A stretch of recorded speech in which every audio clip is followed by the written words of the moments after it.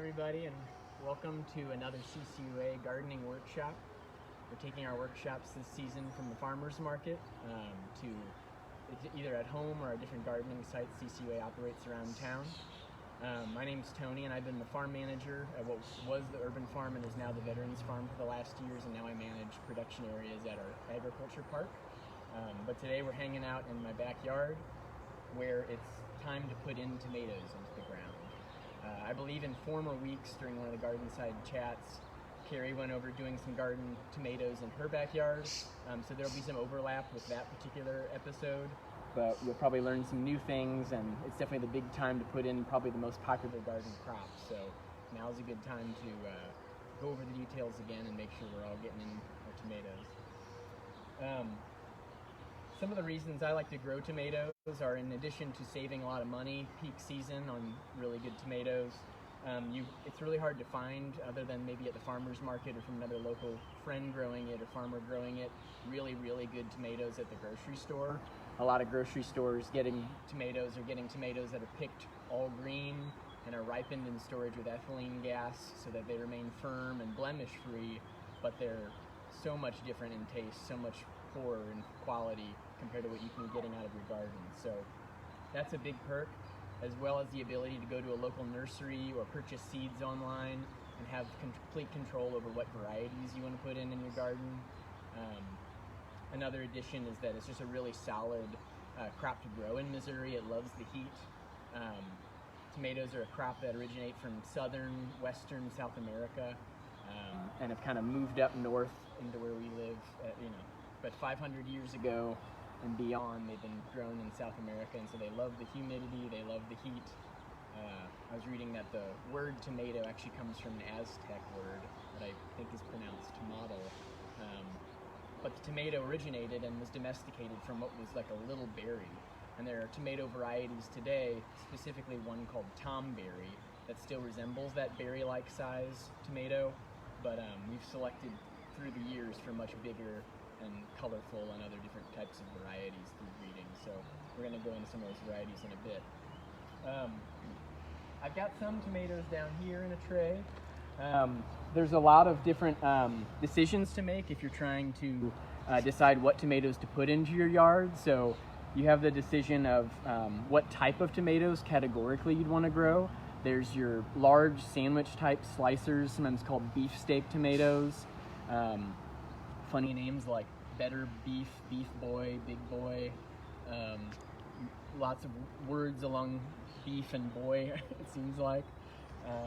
And then, in addition to the large ones you would slice for sandwiches, there's, many sizes decreasing to that small berry-like one. There's cherry types, plum types. A common category to grow at home is saucing or canning tomatoes, which are usually much smaller cavities inside the tomato where the juice occurs and much less seeds. And so a lot less liquid means a lot less time over your burner cooking off the liquid to make a really solid, chunky sauce for your pasta. So people will grow a variety like Roma, for example, to reduce that need to cook off the liquid in the kitchen. You can also focus, if you're more of a commercial grower usually, or if you know in your garden there's a specific disease or fungus or soil nematode, you can choose specific varieties that on the seed packet or in the catalog say they're resistant to late blight or to fusilium wilt or nematodes. Usually in the home garden, unless you've had a lot of experience with a certain illness though, I'm usually looking for really good flavor. I'm really looking for colorful, unique varieties that are fun that I can't get at the farmer's market or the store. Within the categories I'm looking at, there's usually the two distinct types of indeterminate versus determinate tomatoes. Where they originate in South America, the indeterminate tomato is actually acts as a perennial there, and it's only in our cold climates in the winter that they experience that cold snap and are killed in the wintertime, but they'll usually just grow indefinitely in further southern climates. But here you can get a lot more longer season growth and larger harvests out of indeterminate varieties. They're usually for when you have a larger space and you can do trellising or some kind of way to get them off the ground and get them vertically trained upwards. And then opposite indeterminate is the variety called determinate variety tomatoes, A really popular one in town you'll find at nurseries is called Celebrity. And instead of being a perennial in southern climates, it's always an annual, and it always tends to set most of its fruit at a very similar window. It also tops out at a specific lower height than indeterminate varieties that they tend to go non-stop vertical. So if you're container gardening or working with a smaller space, purchasing a determinate variety can be helpful, as well as can be helpful if you're trying to specifically process a lot of your tomatoes and you want those tomatoes to be focused in a harvest window that's more narrow. You can get a lot more tomatoes in a lot less time and not have to worry about small batch freezing them until you get your canning equipment out. You can kind of focus that in into a tighter harvest window. The tomato varieties I'm going to be planting in the ground today are Black Crim and Cherokee Purple. They happen to be some of my favorite varieties. They're very earthy, robust, big tomatoes, really beautiful darkish red hues with some green near the stem. And I like tomatoes that are lower pH or like higher acidity content. They've got that zing to their flavor. So I like to grow those at home. We'll talk a little bit about seeding. It's kind of past the season when a lot of people do their tomato seeding, but I'm noticing tomatoes in our garden that have gone to seed from last year's fruits dropped are starting to pop up in the garden, which means it's a good time if you're just going to direct seed a tomato. You could do that at this time. Typically the cherry and plum, the smaller type tomatoes, are faster to yield in the garden. So now's the time that even if you were to get a late start, but you had some seeds you bought, you could still put a cherry tomato in, and in 47 days, 50 days, 60 days, start to get those cherry tomatoes fruiting. Sometimes try as you might starting tomatoes inside or trying to get a head start in the cold weather, they get so stunted and their growth is so sluggish that just waiting until soil temperatures get to be about 60 degrees can be a huge boost for fast-growing tomatoes. So we'll take our cue from the tomato seedlings that are just naturally coming up in the garden, saying now's the time to go, and now would be a time you could put in some small cherries or things that are quicker to yield. Some of the bigger varieties like the heirlooms I mentioned earlier, the Black Crim and the Cherokee Purple I'm trying, typically are more like in the 60 to 70 to 80 day range for first mature harvests. So you might not want to start them from seed at this point because you wouldn't get your harvest until much, much later in the early fall. A couple of things I want to show down here. As with anything in gardening, there's a million ways to do it. And at our place, we've started some of our tomato seedlings. Here there's Cherokee Purple in these first rows and Black Crim in the back rows. We've started these from seed in egg cartons, packing a little bit of potting soil that has good drainage into one of the plugs of a cardboard egg carton. And we've just kind of planted the seeds about 1/4 inch deep, covered them with a little bit of potting soil, and started these inside, waiting at the solid, indoor stable temperatures until we see germination, in which case we'll bring them outside into some sunlight during the day. But you can start tomato seeds in just about anything, and when they get past their germination stage and they're starting to size up, you can do what they call potting up, where you transfer that small seedling that has been grown very densely in a small amount of space that you don't have to spend too much time watering. Once you get your success rate and you see where you've germinated, you can pot those up, as they call it, into a larger pot, like this 3-inch plastic pot, or if you wanted to hold on to them for even longer, you can give them more soil to grow in like this. At the urban farm, what we've always done is usually waited until they show what are called true leaves. So right as the seed germinates, it sends an initial root down, an initial stem up with its first 2 leaves, which are called the cotyledon or seed leaves, these 2 right here. And then it's later, after these have been kind of established, it'll send a small, what they call true leaf, which is like this, the look of an actual tomato leaf. Usually I'll wait until I get 1 true leaf to do this potting up, but they're pretty hardy plants that'll do just fine if I show you today how to pot them up. So what I'll do is take this little 3-inch pot here. I've just got some random mix of compost and potting mix from some plants we have experienced a fail, but I'll put a little bit of this potting mix down in here to get it started. And then I'll take this Cherokee Purple little seedling, which is coming out nice and intact, so I don't need to break it apart, but I'll situate that up here on the top. And then I'll take some more of this potting mix and put it up around the sides of that little plant. And as a part of potting up and planting tomatoes, you always want to bury as much of the stem as you can, leading up to the topmost leaves. It's a funny word for it, but there's the word pubescence is used to refer to the thin, small hairs that run up the side of the stems of the tomato. And those little hairs can become roots if they're given contact with soil and regular moisture. So what we can do is to take that stem out of the air from blowing around, make it more stable. We'll bring that soil up right to the tippy top there, and give it a little more stability. All of those little stem hairs, as they call them, will become root hairs and give the plant more stability as it's starting to size up. So that's a little puny plant, but we can then put that into a outdoor cold frame, or keep it under a tray, or just, keep it outside during the day, bring it inside if the temperatures go below 50 degrees. And this will continue to size up for a little bit longer until we put it into the garden at a stage more like what is in this tray here, where they're getting to be about 6 inches tall. One other brief demonstration, I don't want to make it confusing by doing too much, but again, there's so many right ways to do things. And these are how we grow tomatoes. These are actually sweet peppers and hot peppers, so I don't want to confuse anybody. These are not tomatoes. But at the farm, we start our tomatoes and peppers in the same way, in what are called 20-row trays. So I'll actually start with an empty tray and fill the tray with potting mix up about a 1/2 to 3/4 inch and tamp that down a little bit. And then I can seed my tomato seeds every inch or so down the length of the 20-row. Cover it with a little more topsoil, or if you have garden vermiculite, you can get it at a greenhouse or nursery store. You could top it with that to keep it from drying out. And then we were talking earlier about very efficient watering and limited amount of, decreasing the space you need to water to make it easier to get good germination. We then grow them down more than 20 to a row. And what we're able to do is when they get to this size where these peppers are starting to show their true leaves, I can prick out the entire row of those peppers like this,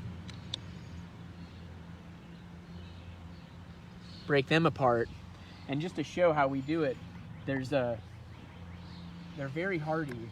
I'll put some of this in here in this pot to get it kind of topped off so we don't have to backfill it all later. Tamp that down a little bit, and they're so fragile looking, and yet they're waiting to get into some more soil medium. So what I'll do is, they call it pricking out. I'll just kind of lightly pull at the base of the stem to get as much of the root mass from that single plant as I can get. I'm going to put these extras back in the 20-row tray. This is a Carmen sweet pepper. And I'm just going to make a little hole. You could use a pencil, use your finger. The tomatoes, they have that pubescence to their stem, so I would bury it all the way down like this. Just using my finger to guide it down into the hole, bringing up soil around the stem right up to the top, and tamping it in. And that would be potting up a tomato, since this is confusing, I know. This is a bell pepper, though, so the difference is the peppers don't have that pubescence to their stems, and some people worry, I've never had this issue, but they worry that you could get stem rot by burying that much of the stem below ground, because peppers do not convert their stem hairs into root hairs. So for the pepper, I'll bury a lot less of that stem and do something more, a little bit up, but I wouldn't bury all that. It'd be something like that. So that would be potting up my Carmen pepper. This would be potting up all the way to the leaves, my tomato, the black cream or Cherokee purple tomato. So those are two ways to do that. And then if you want to follow me over this way, we've already done that 2 or 3 weeks ago. And so when we did that, we brought them out to this cold frame. And there's no supplemental heating in here. It's just a sheet of glass on top of some wood supports at a 30 or so degree angle to catch some of that southern sunlight. And here is where we've potted up different things that we've started on a heat mat and a grow light in our house. You could also just start them in a southern window. But once they germinate, you really want to get things out into the actual direct sunlight. And so this is where things come for us to finish sizing up before we put them in the garden. Very good example here of why you should actually label all of your vegetable starts in the garden at home, because you lose track of what varieties are what. I don't know which ones of these are Cherokee Purple versus Black Krim, but we're just going to plant them, and I know they're going to be good, whichever ones they are. But we'll go ahead and pull one of these back ones that are nice and big today to plant. And maybe this one's kind of a darker color. We'll plant this one too. We'll let these other ones stay in here to size up a little more. Some people have already started planting their tomatoes, and I think it's always fun to play a little bit of the gamble in late April, early May. See if you can be the first ones with the earliest tomatoes. But I usually wait until mid-May. I'm a little more conservative about it. There's a website online you can look at if you just type in Columbia average soil temperature. I usually wait until that app or whatever says about 60 degrees for the soil temperature. That's usually what we're kind of shooting for, which is about what's going on this week. Lows are starting to not dip too much below 50, 55. And the week ahead looks warm, so it's a good time to plant them. If you're not starting seeds at home, or kind of doing your own indoor growing to get to this stage, now's a great time to go around the nurseries before they sell out, getting tomatoes, peppers, some of those summer crops. We get great tomatoes at Strawberry Hill Nursery in town, at Wilson's Nursery. The farmers market is an amazing place with a diversity of vendors selling really cool varieties. So the Ivan Tomato Project is one place you can get them, through Victory Gardens in town. But there's so many different ways to do it. I like to start some of them at home because I can order on catalogs and get specific varieties, but there's so many to buy in town too. And I'll mention this at the end, but next week on May 22nd, which is next Friday, from 12 to 3, we're doing a bucketed tomato giveaway at Moving Ahead, just west of Providence. So that'll be next Friday, 12 to 3. If you're still looking to get some tomatoes, we'll be doing a giveaway from 12 to 3 next Friday. But yeah, plenty of places to get them. If you're buying tomatoes at the store, you're usually looking for really vigorous dark green plants. Ideally, they're not already blossoming. Sometimes you just have to deal with the fact that you're getting your tomatoes late and they may have been stressed in a tight amount of soil, so they're stress flowering to try to get to fruiting earlier, thinking they're not going to have any access coming up to more soil. But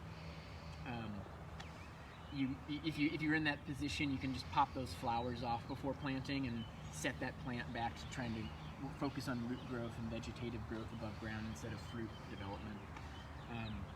As far as selecting your site, our backyard is waterlogged as can be, and as you all probably know, we got nearly an inch of rain last night. So the planned place for these tomatoes that does drain fairly well during the summer is going to look a little extra waterlogged than I would recommend you plant your tomatoes in at home, but to some degree so it goes. This is an area, if you want to look over here, I've already pulled some of the mulch back. We had this straw covering the bed to prevent weed growth and prevent soil erosion, and to kind of shelter the microorganisms at the surface of the soil over the winter's cold weather and different rains. So a few days ago I pulled the straw back, hoping that the sunlight, when it peaked out, would do a little bit of warming of the soil surface, because again, we're looking for that, ideally they'd be in the 60 or above range if you're trying to start tomatoes from seed. If you're going to be planting them, it's nice to have it as warm as possible so the darkness of the soil surface, when I rake that mulch back, is warmed up a little bit faster. And then generally you're looking for an area with full sun, whether it's a container or in the ground. They really need to be in the sun. And in this bed in particular, this direction is south facing, so we're going to put them kind of near the back northern half of the bed, where they're going to get the ability to stretch out, grow vertically, and not completely shade out the southern side of the garden, where we can still grow a lot of, in this case, these are leeks overwintering from last year, but we'll be able to put whatever we want, beets, carrots. If you wanted, you could have your spring lettuces and radishes and turnips up there sizing up while you put your tomatoes on the north end, and they wouldn't compete. They'd be a nice intercropping together. But we're going to put them on the north end of our bed here, and I will show that.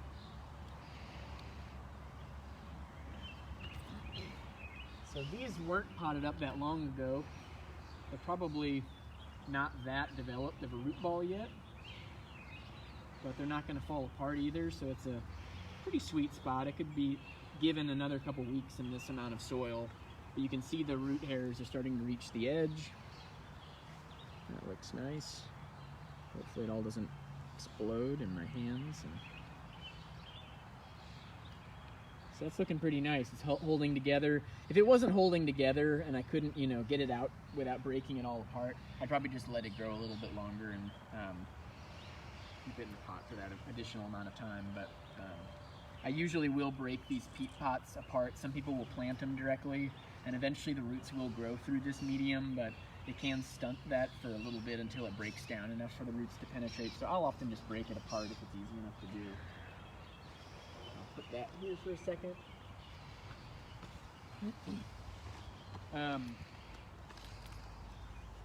Usually when you're at a nursery this time of year, you'll be getting tomato plants that are significantly bigger than this. If you're coming to the bucket giveaway at Moving Ahead next Friday, 12 to 3, I think the plants are going to be significantly larger. So I'll demonstrate kind of how I would go about planting a larger plant, even though you don't necessarily need to dig this big of a hole for a little plant like that. So here, I'll usually take at least one full shovel worth out. If you have a poorer draining area, maybe a little bit heavier clay, digging a little bit of a bigger hole, almost like you're planting a tree, can be beneficial so that you're creating loose, more porous soil in the areas where in the future months that tomato is going to be trying to spread out and looking for decompacted areas to send its roots. So I'll usually take a nice shovelful and set that to the side. Some decent clay down there. One more shovelful. If you're planting directly into potting soil in a container garden, you don't really need to do this kind of deeper digging because you're probably working with very well draining potting mix, and you could just plant it using a trowel. But digging a nice hole allows me to get some space where I can amend with some compost. So that's a pretty good hole. Again, very big for this small of a tomato, but where it's going to be sending its roots out in the future is in this area. So I'm just going to take some compost and work a little bit of that in there. There's a little bit of peat moss in this mix actually, but it's mostly compost. And I'll probably work a little bit more of this in there, into the hole, kind of mixing in some of that compost as I go.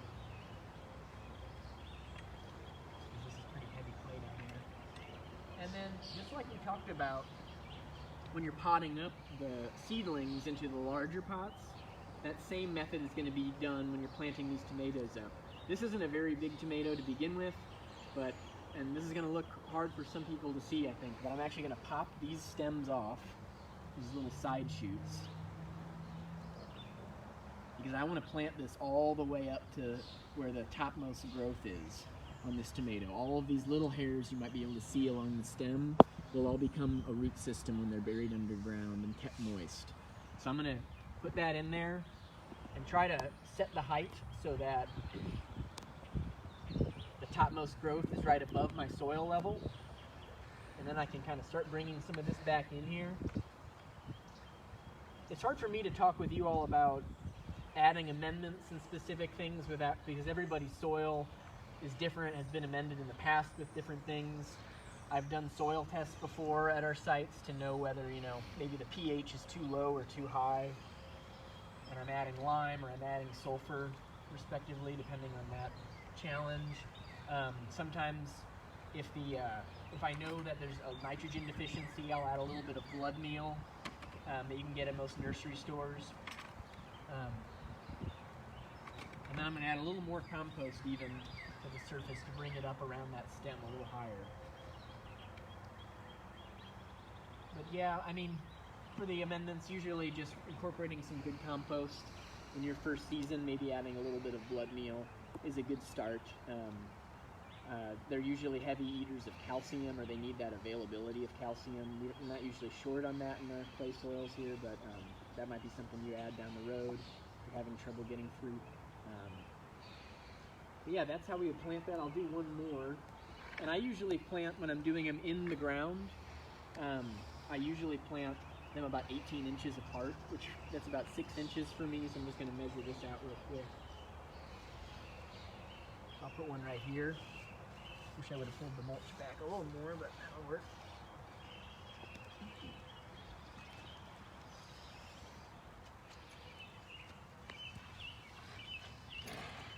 Doesn't sound good. You hear that suction and you know you got lots of water hanging out down there, but that's our yard for you.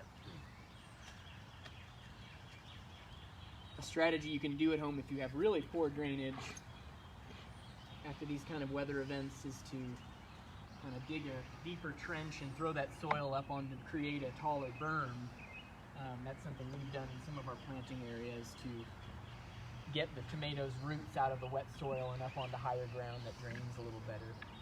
So I took about a shovel and a half or so hole here. I'm going to incorporate a little bit more of that compost and peat there. Bring a little bit of this back in here because my plant's really not that big. They just fall to the bottom. So again, probably just pop it out this way. Let's see if it comes out. Just giving it a little working on the sides of the pot, and then I can maybe reuse this pot actually. That's pretty good. Nice root ball. Again, the topmost growth is up here, so I'm just gonna pinch these stems off. You want to do it ideally without damaging it like I just did. So if you had a pair of shears or a pair of scissors, I would just use those to pinch these off, clip them off. But then I'm going to situate that again with the leaf growth kind of where I want it height-wise, that it'll just be right above the soil line. Start incorporating a little bit of that fine, very saturated clay back in. I'm going to use a fair bit more of this.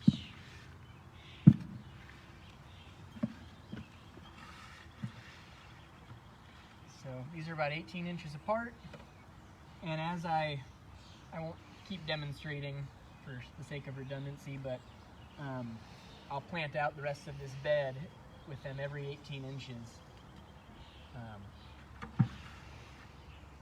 And if you're just doing, you know, maybe 2-3 tomato plants at home, when we talk about like how do we train these indeterminate varieties to go more vertical, there's different ways to do that. The most important thing is that you just provide a way for them to go more vertical.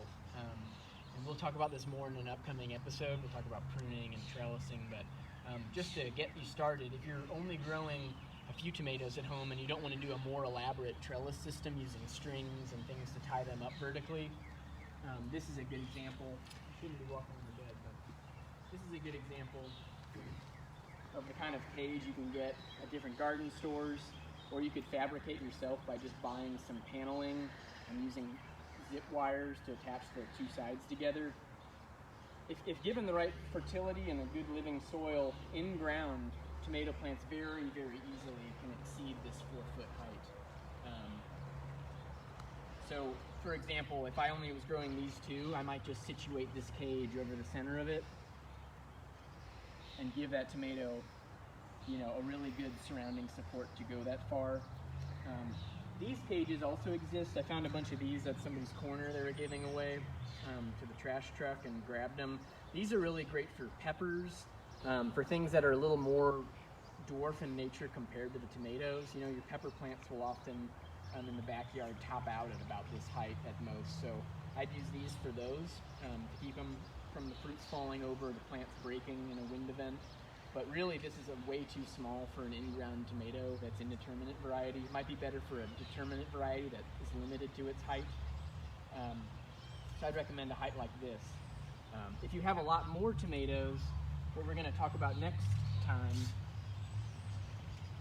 is trellising using T-posts. So over here I have a couple of your standard T-posts that people use in fencing and trellising. And we'll go over this next time, but I would just have 2 of these ready for next time if you want to do this together. I'll usually put 1 T-post at the beginning of my row of tomatoes, and then something like every 5 or 6 tomatoes, I'll put that second T-post, and I'll use trellis twine to keep these trained vertically up. In a system we'll talk about coming up, but have 2 T-posts ready if you want to embark on that journey. As far as the mulch that I would highly recommend you practice doing with your tomatoes and peppers, I usually wait to mulch until, and again you can use that app online or that website to see what soil temperature is in Columbia, but I usually wait until the temperatures in the soil are more like a 70, 75 degrees to try to mulch. Again, because the darkness of that surface soil will warm a lot faster on a warm day than mulch that'll suppress the temperature from getting warmed up. It'll reflect that light away, something like this straw. But eventually when it gets a little warmer, the mulch can be really nice, added just around the base of the plant in a 1 to 2 foot band. Everything that's under that mulch will remain more moist. It'll keep evaporation from happening. If you apply it, 6 inches or thicker, it'll become a really nice weed barrier, so there's not a lot of weed competition coming up around your tomatoes. That way you can save time on using any of the hose that Carrie was talking about last time, or on any hand weeding you'd have to do in the garden. It also is a really nice buffer for temperature and protecting from burning out for all the microbes living up in the top 6 inches that are working with the plant to do some nutrient cycling. So we personally will be using some straw mulch for that purpose, but using a little bit of somewhat broken down wood chip mulch would work. You could use some grass trimmings, really anything that can create a nice decomposing barrier to suppress weeds and prevent moisture from evaporating. It would be a little absurd for me to do much watering in of these tomatoes because we got this rain event and our soils are waterlogged right now. But I did want to demonstrate it's really best to water at the base of the tomato plants when you're watering them. With most of our vegetable crops, I usually stick a finger down and at the second knuckle, 2 inches deep or whatever, if there's moisture, they probably don't need to be watered.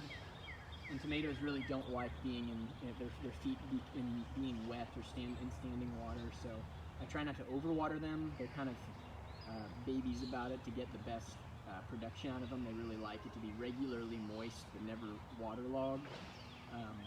So at least a couple times a week I'll check on the moisture and water them if they're not moist down to that 2 inches. I usually use a hose at home since we don't have drip irrigation or more fancy setup here, and I'll just come out here and water around their base. The idea is that a lot of fungal illnesses and other diseases that tomatoes are vulnerable to, that can be exacerbated by watering all the foliage. So although you don't necessarily run the risk of that happening, you're more likely to have that issue if you're overhead watering or watering with a sprinkler. Whereas if you come out here once the tomato gets big and you're still just trying to water at the base, that's a much better method for getting water to the roots than from watering from the top down.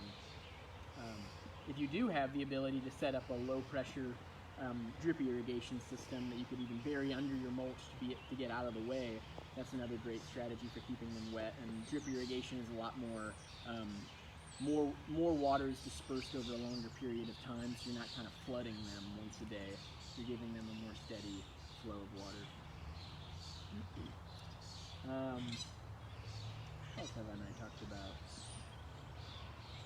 Probably in a month or so, when you all have a lot of pests on your tomatoes and potentially diseases, knock on this log you won't, but we'll talk a little bit more about that then when we talk about trellising and pruning your tomatoes. But I hope you all learned something new about tomato seeding and planting. If you all enjoyed this gardening workshop, please like our page and this post, share with your friends, and check out our website at columbiaurbanag.org. Just a quick reminder that we have that plant tomato bucket giveaway next Friday the 22nd at Moving Ahead. That'll be from 12 to 3, and we'll be giving out some really nice large tomatoes in buckets that could be grown just in that bucket, or if you wanted, could be transplanted to an even larger space in the garden, but it would be a great way to get your garden going this spring. Feel free to leave any comments or questions or informations in the comments section, and we'll try to get back to all that stuff.